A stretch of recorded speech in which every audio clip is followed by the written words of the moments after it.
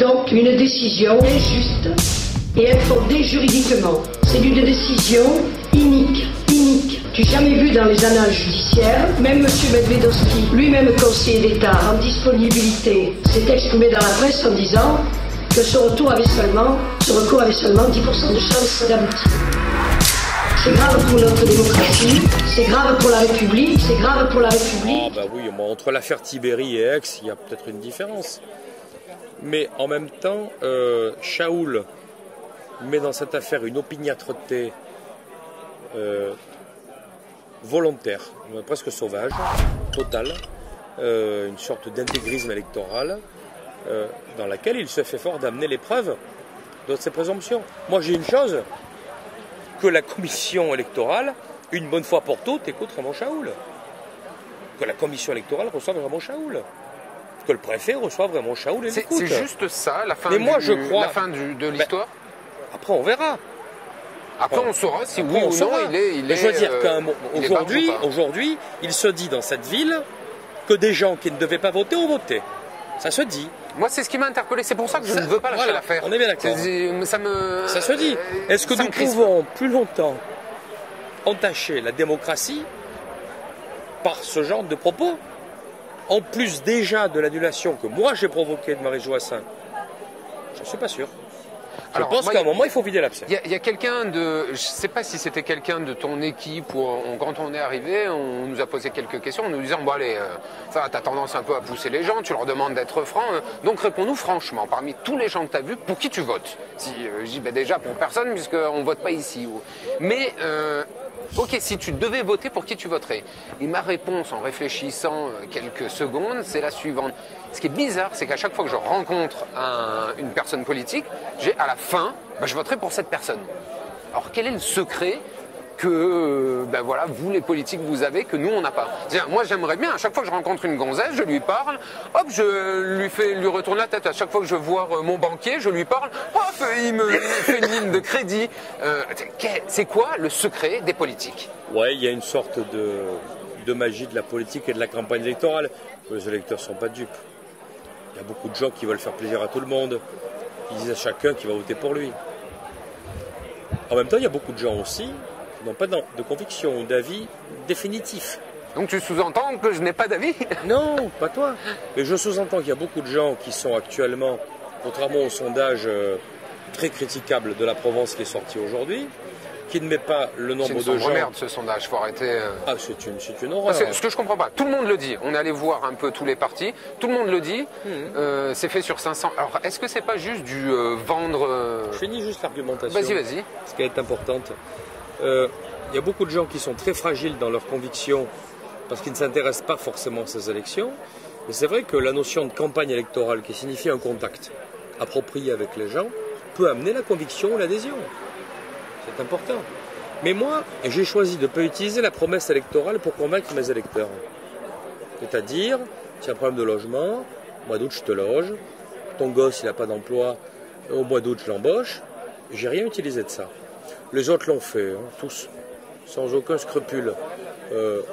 Moi, je n'ai pas fait ça parce que je pars du principe que le seul moyen de retrouver les intérêts particuliers réellement accomplis, c'est de passer par l'intérêt général. Ça, c'est vraiment important. Donc, on discute avec les gens, on va... Alors, la question piège, question à la con... Toujours jouer sur l'intelligence des gens. Toujours. Il n'y a que ça qui compte. Je vais jouer alors sur... on va dire sur ta franchise, parce qu'à chaque fois qu'un truc me dérange, il faut que j'aille poser la question à tout le monde, savoir dans une des listes, pour ne pas le citer, François-Xavier de Peretti veut négocier avec nous sur les questions à l'avance. Je ne te parle pas si les questions ne m'intéressent pas, tout le monde a joué le jeu, sauf lui. Tu parles tout à l'heure de parler avec les électeurs, ça veut dire quoi? Il y a une règle absolue dans une campagne électorale, c'est la spontanéité. Je veux dire, moi j'ai participé à plusieurs débats, j'ai refusé les questions par avance. J'estime qu'aujourd'hui quelqu'un qui est candidat au rôle de maire, soit il connaît bien sa ville, ses dossiers, économiques, sociaux, politiques, sportifs, culturels, soit il ne s'aventure pas. Ce n'est pas un monde dans lequel on met un pied par hasard. Soit on connaît complètement la manière dont on veut communiquer et les dossiers sur lesquels on a à parler et la manière sur lesquelles on veut avancer avec, soit ce n'est pas la peine. ne parle pas de Peretti ni d'autres, j'imagine qu'il n'est pas le seul à le faire, mais enfin en l'occurrence c'est lui. Ce que je veux dire, c'est que une élection municipale, c'est la base de la démocratie française. C'est les yeux dans les yeux. Oui, parce qu'on... Moi, un électeur m'arrête dans la rue, il me dit, monsieur Salor, j'ai 3 questions à vous poser, je ne vais pas lui dire, ah ben vous m'écrivez, je vous réponds. Non. Oui, je m'attrape la petite dame à côté du fleuriste, on se met à l'ombre parce qu'il fait chaud actuellement, elle me questionne une demi-heure, je lui réponds. Elle est contente, elle est moins contente. Elle me le dit à la fin d'ailleurs ce qu'elle en pense, la petite dame ou le petit monsieur.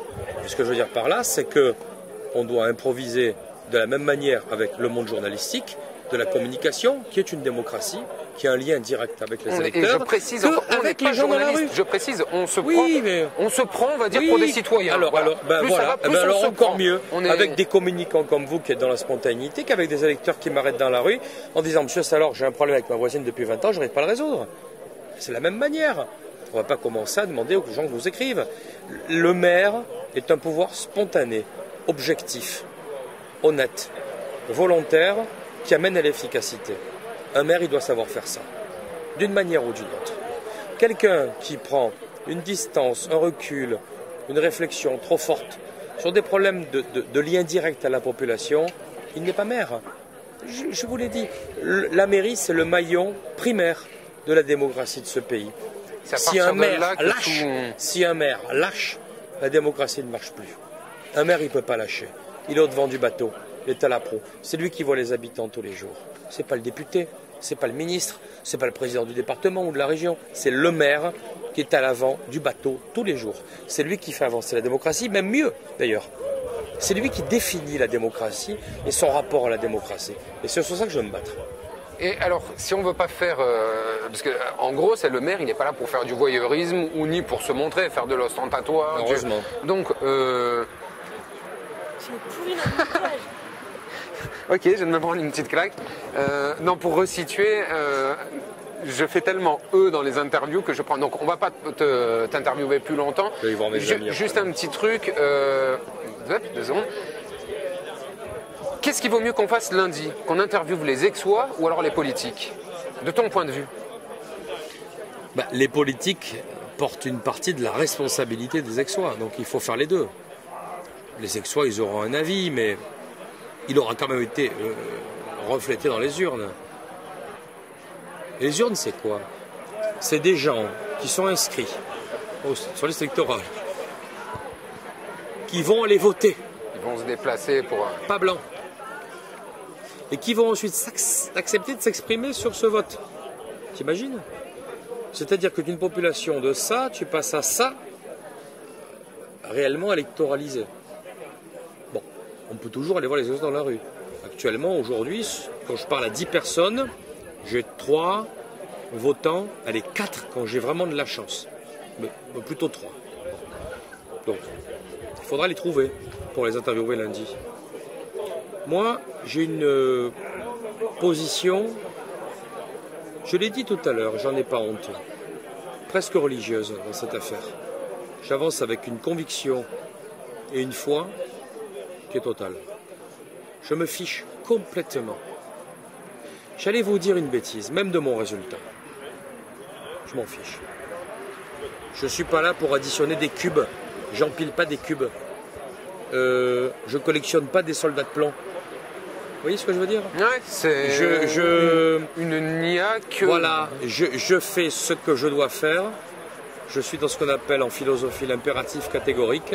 Alors là, tu m'as largué. L'impératif catégorique. L'impératif catégorique, c'est-à-dire la chose que je sens. Ma voix intérieure qui me guide dans ce que j'ai à faire. Je le fais. Et je le fais avec un détachement, une objectivité et un désintéressement complet.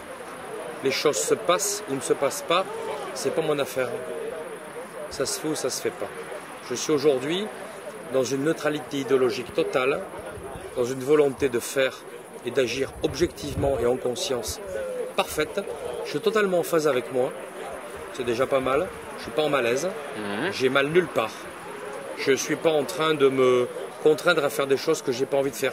J'ai trop fait de choses en politique que j'avais pas envie de faire. Aujourd'hui, tu t'engages à... C'est fini, je suis heureux dans cette campagne. Je suis très heureux. Je fais ce que j'ai envie de faire et je dis aux gens enfin des choses qui les rendent un peu heureux.